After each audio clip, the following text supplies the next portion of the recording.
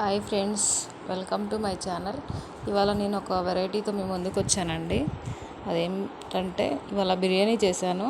అందులో ఆలు కుర్మాతోటి, అలాగే మేము పకోడా చేసుకున్నామండి. ఎందుకంటే ఇవాళ మా పిల్లల స్కూల్లో కామన్ లంచ్ డే కోసం చేశానండి. ఫస్ట్ ఆలు బాగా క్లీన్ చేసి ముక్కలు కట్ చేసి ఉడకబెట్టుకున్నానండి.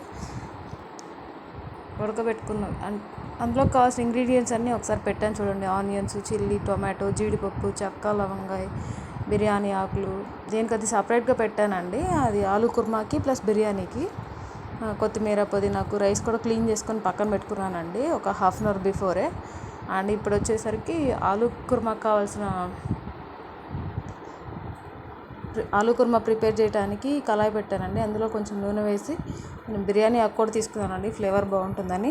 అలాగే ఒక యాలక్కాయ, చెక్క, లవంగాయ కొంచెం వేసాను. పచ్చిమిర్చి, సన్నగా తరుక్కున్న పచ్చిమిర్చి అండ్ ఆనియన్స్ కట్ చేసి దాంట్లో వేసాను ఫ్రెండ్స్. కొంచెం ఇవి ఆయిల్ అంతా సపరేట్ అయ్యి వేగిన దాకా ఉంచి కొంచెం పసుపు అండ్ సాల్ట్ యాడ్ చేశానండి.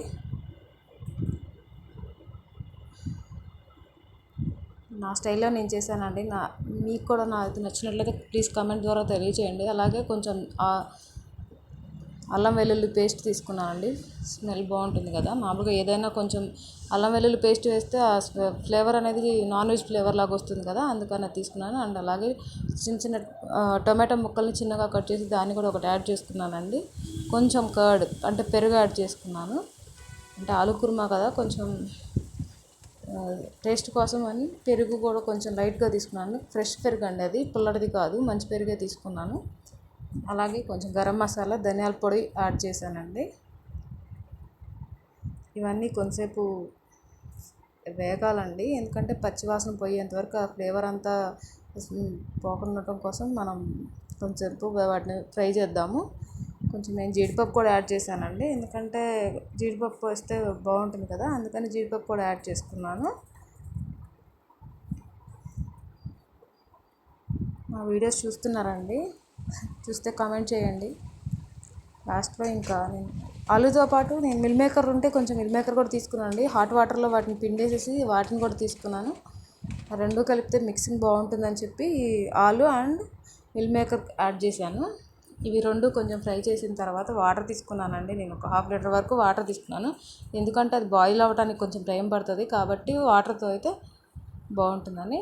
అలాగే దాంతోపాటే నేను ఇంకొక పొయ్యి మీద బిర్యానీకి రెడీ చేశానండి, ఎందుకంటే స్కూల్లో పిల్లలకి లేట్ అవుతుందని చెప్పేసి అన్నీ వెంటనే చేయాలి కదా, అందుకని బిర్యానీకి కావాల్సిన కడాయి పెట్టుకొని దాంట్లో కొంచెం నేను నెయ్యి తీసుకున్నానండి. నెయ్యి అయితే ఫ్లేవర్ స్మెల్ బాగుంటుంది, అలాగే నెయ్యితో ఇబ్బంది ఉంది కదా మనకి, అందుకని నెయ్యి తీసుకున్నాను ఫ్రెండ్స్. అప్పుడు ఈ నెయ్యిలోకి చూడండి ఇంగ్రీడియంట్స్ అన్నీ వేసేసాను. బిర్యానీ ఆకు, జీడిపప్పు, చెక్క, లవంగాయ, యాలక్కాయలు అన్నీ యాడ్ చేశాను. ఆ తర్వాత కొంచెం అవి ఫ్రై అయిన తర్వాత ఆనియన్స్, ఆ పచ్చిమిర్చి చూడండి అది పెద్దగా కట్ చేశాను, బాగుంటుంది కదా బిర్యానీలోకి. అవి చిన్న చిన్న ముక్కలు కట్ చేస్తే కనిపించవు కదా, పెద్దవి అయితేనే కనిపిస్తాయని పెద్దగా కట్ చేస్తానండి. అవి రెండు కొంచెం ఫ్రై చేయాలి, ఎందుకంటే మళ్ళీ పచ్చిగా ఉంటాయి కదా, బాగా ఫ్రై అవ్వకుండా ఉంటే మంచిగా ఉండదు, అందుకని బాగా ఫ్రై చేశాను.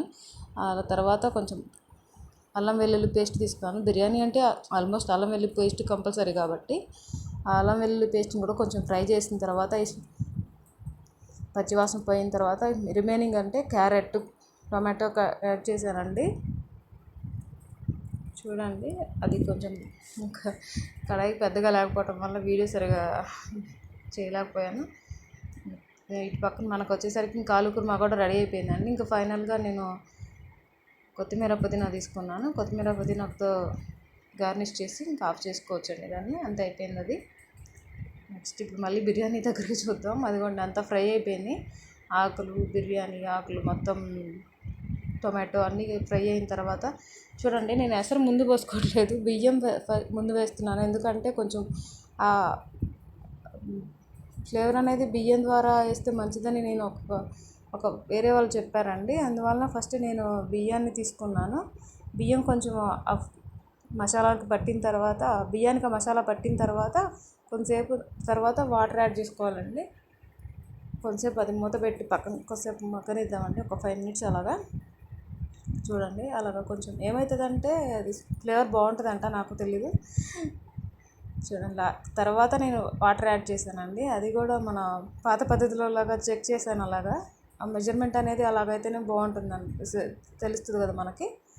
చెక్ చేసి పోసాను వాటర్ని. అండ్ అలా ఉడుకుతున్నప్పుడు కొంచెం కొత్తిమీర పుదీనా యాడ్ చేసి కలిపేసానండి. కలపడం వల్ల మొత్తం కలిసిపోతుంది కదా, వాటర్ అవన్నీ మిక్సింగ్ అవుతాయి. ఇంకా ఫైనల్గా వచ్చేసరికి పకోడీ, ఆనియన్ పకోడీ. చూడండి, మా పిల్లల కోసం మా వీడియో నచ్చినట్లయితే థ్యాంక్స్. వీడియో లైక్ చేసి షేర్ చేయండి ప్లీజ్.